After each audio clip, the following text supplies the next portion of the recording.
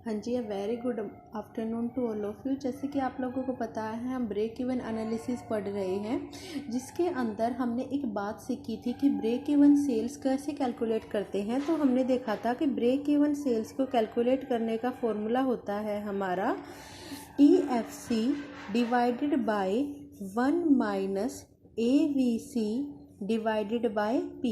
यानी कि ये हमारा फॉर्मूला था ब्रेक इवन सेल्स को कैलकुलेट करने का। लेकिन ये कहाँ पर यूज़ हो सकता है? ये सिर्फ एक ही फर्म के अंदर यूज़ हो सकता है, या फिर हम एक प्रोडक्ट के लिए जब हम ब्रेक इवन सेल्स को निकालते हैं तो यूज़ हो सकता है। यानी कि एक फर्म है वो सिर्फ एक ही प्रोडक्ट बना रही है और उस प्रोडक्ट के लिए हमें ब्रेक इवन सेल्स पता लगानी है कि ब्रेक इवन सेल्स किस पॉइंट पे आएगी। तो उसके लिए फॉर्मूला ये ठीक है। जैसे मान लो एक फर्म है और वो क्या करती है, पेन ही बनाती है, केवल पेन की ही एक फर्म है, वो पेन बनाती है। तो वो क्या कर रही है, उसके लिए तो वो ब्रेक इवन सेल्स किस फॉर्मूले से कैलकुलेट कर सकती है? इस वाले फॉर्मूले से कैलकुलेट कर सकती है। बट अगर कोई फर्म मल्टी प्रोडक्ट फर्म है, यानी कि मल्टी प्रोडक्ट फर्म का मतलब एक से ज़्यादा प्रोडक्ट बनाती है, जैसे पेन भी बना दिया और स्टेशनरी के लिए स्टेशनरी का सारी चीज़ें बना दी, जैसे चाहे बुक हैं, चाहे हमारी कॉपी हैं और हमारे पेन है, चाहे रजिस्टर है, जैसे भी हमने स्टेशनरी की चीज़ थी, पेपर्स होते हैं वो जो A4 साइज़ है, यानी कि जो भी इस टाइप के यूज़ के काम था वो क्या हो जाता है, अगर वो सारी चीज़ों में डील करे, वो फर्म सारी टाइप की चीज़ें बनाए, तो उसको बोलते हैं मल्टी प्रोडक्ट फर्म। तो जो हमारी मल्टी प्रोडक्ट फर्म है उसके लिए जब हम ब्रेक इवन सेल्स को कैलकुलेट करना चाहते हैं तो उसके लिए हमारा फॉर्मूला चेंज हो जाता है। तो ये ब्रेक इवन सेल्स को कैलकुलेट करने का ही तरीका है प्रॉफिट वॉल्यूम रेशो या प्रॉफिट वॉल्यूम एनालिसिस। तो इसके लिए जो हमारा फॉर्मूला होता है तो इसको डिनोट करते हैं हम PV से। PV रेशो का मतलब प्रॉफिट वॉल्यूम रेशो, इसका फॉर्मूला होता है S-V divided by S। S होता है हमारा सेलिंग प्राइस, यानी कि जिस प्राइस पे हम बेच रहे हैं। मान लो एक पेन 10 रुपये में बिक रहा है तो वो वाला प्राइस। वी होता है हमारा वेरिएबल कॉस्ट। वेरिएबल कॉस्ट आप लोगों को पता है कि जो वेरी होती रहती है, जब हम आउटपुट बढ़ाते हैं तो उसके हमारी वेरिएबल कॉस्ट भी चेंज होती है, आउटपुट को कम करते हैं तो वेरिएबल कॉस्ट कम हो जाती है। तो आउटपुट के साथ जो वेरी करती है वो वेरिएबल कॉस्ट होती है। और दूसरा मीनिंग होता है कि जैसे हम नए चीज़ों को हायर करते हैं तो उसकी वजह से हमारी कॉस्ट बढ़ती है, लेकिन उसके साथ हमारा आउटपुट भी तो बढ़ता है।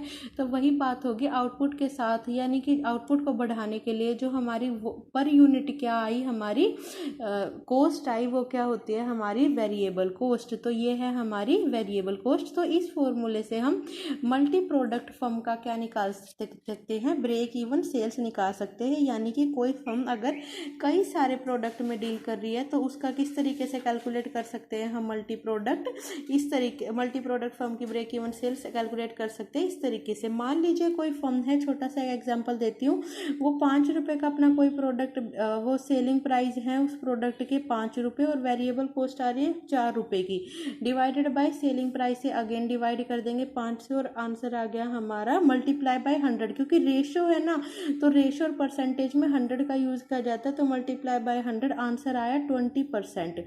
क्या आया आंसर हमारा 20%। इसका मतलब ये हुआ कि ब्रेक ये क्या है, मल्टी प्रोडक्ट फर्म के लिए कैलकुलेशन के लिए अच्छा है। दूसरा हम ब्रेक इवन सेल्स को भी वैल्यू, इसकी वैल्यू से कैलकुलेट कर सकते हैं। कैसे, ब्रेक इवन सेल वैल्यू कैसे कैलकुलेट कर सकते हैं इस PV रेशो से।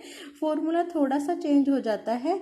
ब्रेक इवन सेल का फॉर्मूला होता है, अगर आपको याद हो, fixed expenses divided by PV ratio. यानी कि फिक्स्ड एक्सपेंसेस क्या थे हमारे, TFC फिक्स्ड, यानी कि फिक्स कॉस्ट डिवाइडेड बाय हमारी PV रेशो ही तो होती है।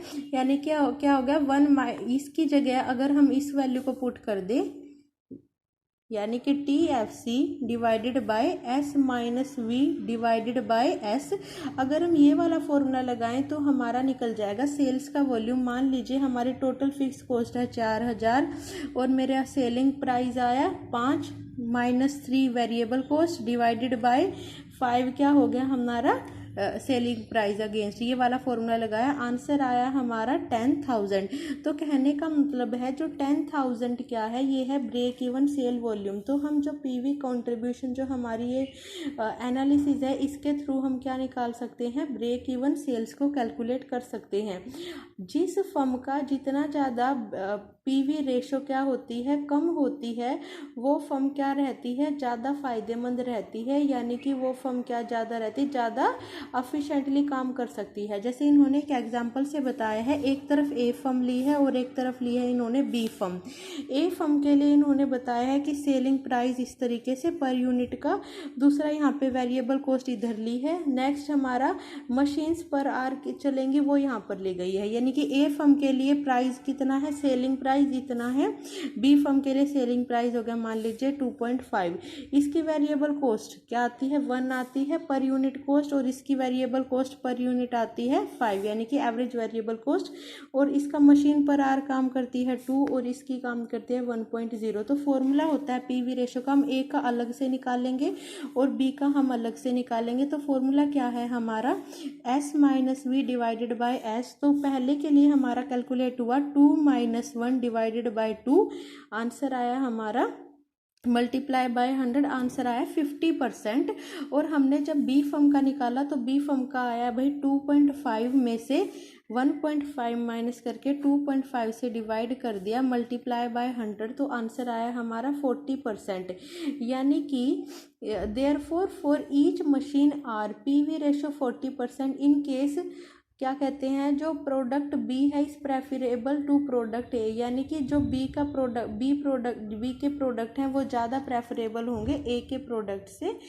ये बताती है हमने अगर टाइम कंस्टेंट ना हो तो हमें कौन से प्रोडक्ट को हमेशा प्रमोट करना चाहिए, तो जिसकी पीवी रेशो क्या रहेगी हमारी सही हायर रहेगी, वो क्या होगा, उस प्रोडक्ट को क्या किया जाएगा, प्रमोट किया जाएगा।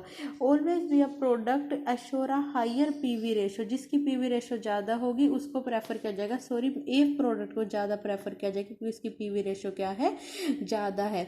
तो इसको और डेप्थ में नेक्स्ट क्लास में करते हैं। सो आज के लिए इतना ही। Thank you, bye and take care.